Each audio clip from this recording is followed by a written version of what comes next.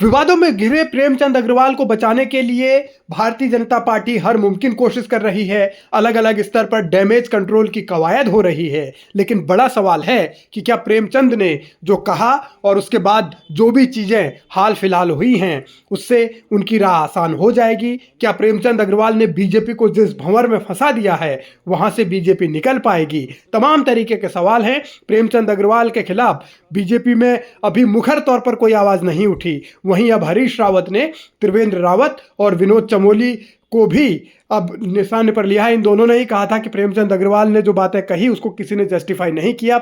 और हरीश रावत अब ये कह रहे हैं कि इस तरीके की चीज़ें सहन नहीं की जा सकती जो राज्य की अस्मिता पर, राज्य की मूल भावना पर चोट करने वाली बातें प्रेमचंद अग्रवाल ने कही हैं। हरीश रावत लिखते हैं कि त्रिवेंद्र रावत और विनोद चमोली, जिसमें से एक सांसद हैं, एक विधायक हैं, उन्हें अपनी पार्टी को ऐसा सुझाव देना चाहिए जिससे प्रेमचंद अग्रवाल के खिलाफ कठोर कार्रवाई की जाए। लेकिन सवाल है कि मौजूदा दौर में प्रेमचंद अग्रवाल के समर्थन में भारतीय जनता पार्टी खड़ी है और इसीलिए अब सियासत इस बात को लेकर भी कि क्या बीजेपी नई रणनीति के साथ उत्तराखंड में नए माहौल को बनाने की कोशिश में है। कि भारतीय जनता पार्टी जो कि आपदा को अवसर बनाने का मौका देखते रहती है, उन पर आई भी स्वयं के द्वारा, उनके द्वारा अर्जित की गई इस आपदा में भी वे अवसर की तलाश कर रहे हैं। और इस अवसर की तलाश में वो इस पूरे मुद्दे को, जो कि सिर्फ एक मंत्री के द्वारा कहे गए अपशब्द के खिलाफ है, एक मुख्यमंत्री और विधानसभा अध्यक्ष द्वारा उनके बचाव के खिलाफ है, और एक पार्टी के अध्यक्ष द्वारा जनता को धमकी देने के खिलाफ है, ऐसे मुद्दे को पहाड़ी वर्सेस मैदानी भारतीय जनता पार्टी करने जा रही है। ये बहुत ही खतरनाक है। मैंने आज सुबह महसूस किया जब ऋषिकेश में उनके आकाओं के इशारे पर कुछ लोगों ने 2 कांग्रेस के विधायकों का पुतला फूंका और कोशिश की गई कि इस पूरे झगड़े को इस तरफ मोड़ा जाए, पहाड़ी वर्सेस मैदानी की तरफ इस झगड़े को मोड़ा जाए। मैं तमाम राजनीतिक कार्यकर्ताओं से निवेदन करना चाहता हूं, भारतीय जनता पार्टी के उन कार्यकर्ताओं से भी मेरा ये निवेदन है जिनकी निष्ठा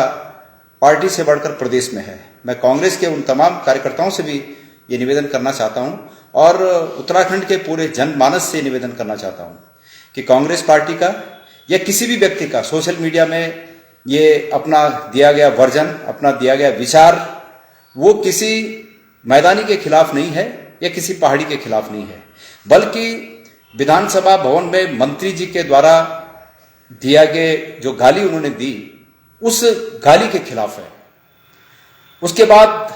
हमारा जो वर्जन है, हमारा जो विरोध है, वो विरोध श्री धामी जी द्वारा, जो कि उत्तराखंड के मुख्यमंत्री हैं, और श्रीमती जो हमारी विधानसभा की अध्यक्षा हैं ऋतु जी, उनके द्वारा जो मंत्री जी का बचाव किया गया, ये हमारा विरोध उनका विरोध है कि आपने बचाव क्यों किया।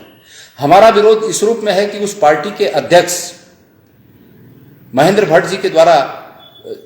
इसको दबाने के लिए जो लोगों को धमकी दी गई, वो क्यों किया गया, इसका विरोध है। किसी पार्टी, किसी मैदानी या पहाड़ी का विरोध नहीं है ये, लेकिन भारतीय जनता पार्टी इसको बड़े सलीके से, बहुत बारीकी से चाल चलकर इस राजनीतिक स्वयं के द्वारा अर्जित की गई इस राजनीतिक आपदा में अवसर खोजते हुए इसको पहाड़ी बनाम मैदानी करने जा रही है। मेरा सबसे निवेदन है कि भारतीय जनता पार्टी की इस चाल में न फंसें,